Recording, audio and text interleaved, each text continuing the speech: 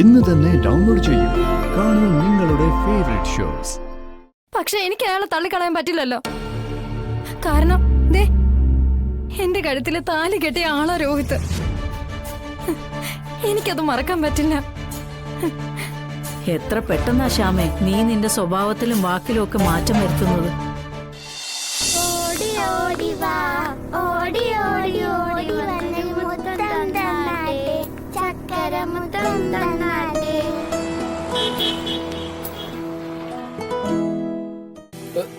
രാഘവേട്ടാ, രാഘവേട്ടാ, രാഘവേട്ടാ, രാഘവേട്ടാ, രാഘവേട്ടാ, എനിക്ക് രാഘവേട്ടാ, രാഘവേട്ടാ.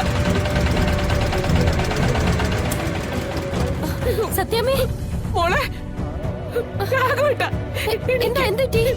മോളെ, രണ്ട് ഗുണ്ടുകൾ വന്ന് ഞങ്ങൾ അടിച്ചിട്ടിട്ട് പണമായിട്ട് പോയി. അയ്യോ അച്ഛാ, അച്ഛാ, രാഘവേട്ടാ, അച്ഛാ, ഞാൻ പോയി കുറച്ച് വെള്ളം എടുത്തിട്ട് വരാം.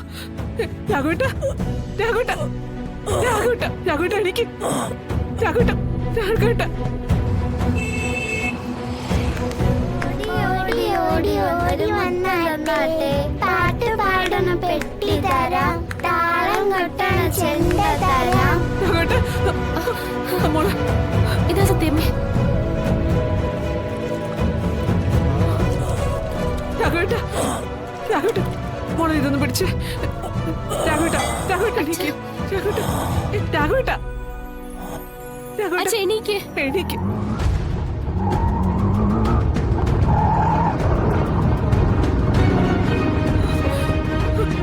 വിഷ്ണുട്ടാ. വിഷ്ണു, എന്താ എന്താ വിഷ്ണു, അച്ഛ എന്താ എന്തുണ്ടായേ അച്ഛ എന്തുണ്ടായേ അമ്മ അച്ഛ എഴുന്നേറ്റ് അച്ഛ എന്താ എന്തുണ്ടായേ അമ്മ എന്തുണ്ടായേ എടാ, ആരൊക്കെ ഞങ്ങൾ ഉപദ്രവിച്ചിട്ട് കാശ് കൊണ്ട് പോയടാ.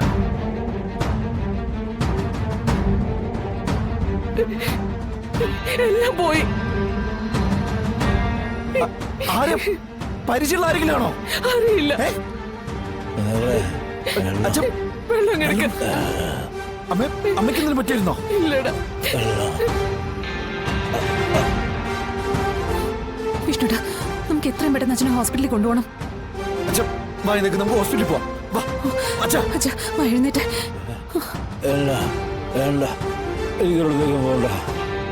പറയുന്ന കേക്കച്ച ഹോസ്പിറ്റലിൽ പോവാം വാ എനിക്ക് എന്റെ വീട്ടിൽ പോയാൽ എനിക്കിവിടെ നിൽക്കണ്ടടാ. എടാ എന്നെ അങ്ങോട്ട് കൊണ്ടുപോടാ. അച്ഛാ നമുക്ക് ഹോസ്പിറ്റലിൽ പോവാം. നമുക്കിത് കേസാക്കണം. വിഷ്ണുട്ടാ, അവന്മാരെ വെറുതെ വിട്ടാ പറ്റില്ല. ഇല്ല, ഞാൻ ഒരിടത്തോട്ടുമില്ല. ആരും എന്നെ കൊണ്ടുവരാൻ നോക്കണ്ട.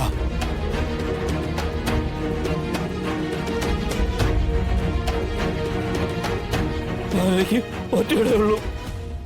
അതെന്റെ വീടാ, ഞാൻ വെച്ച വീടാ. അവിടെ എന്നെ ആരും ഉപദ്രവിക്കത്തൊന്നുമില്ലടാ. എനിക്കാരും പേടിക്കാൻ വേണ്ടടാ. അതെന്റെ വീടാടാ, അതെന്റെ വീടാ. മക്കളെ, അതെന്റെ വീടാ, എന്റെ വീടാ.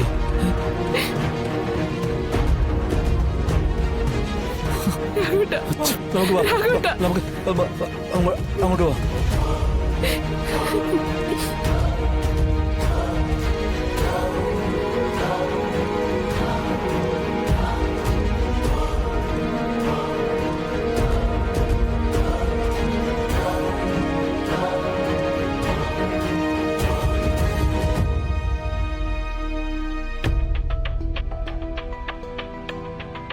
രാജ ചേച്ചി ഇനി ഇങ്ങോട്ട് കാണില്ലെന്നാ ഞാൻ വിചാരിച്ചേ. അങ്ങനെ ഒഴിവാക്കാൻ പറ്റുന്നതാണോ മോളെ എനിക്ക് ഈ വീടുമായിട്ടുള്ള ബന്ധം?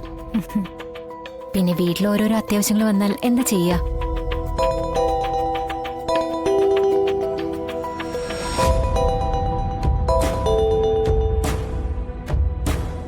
ഹലോ ഹലോ ഹലോ, ആരാ സംസാരിക്കുന്നേ?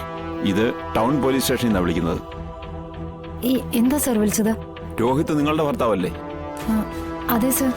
അയാളെ ഇവിടെ അറസ്റ്റ് ചെയ്തുകൊണ്ടുവന്നിട്ട് ജാമ്യത്തിലിറക്കാനായിട്ട് ആരും വന്നില്ലല്ലോ.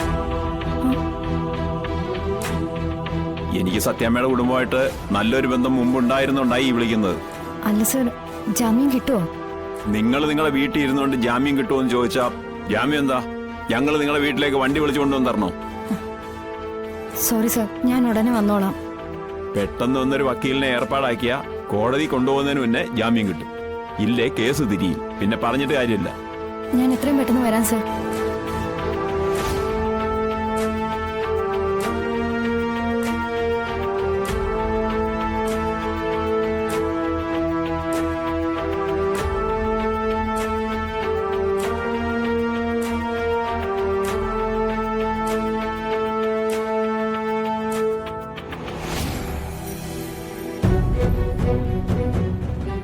എന്താ മോളെ, ആരാ വിളിച്ചത്?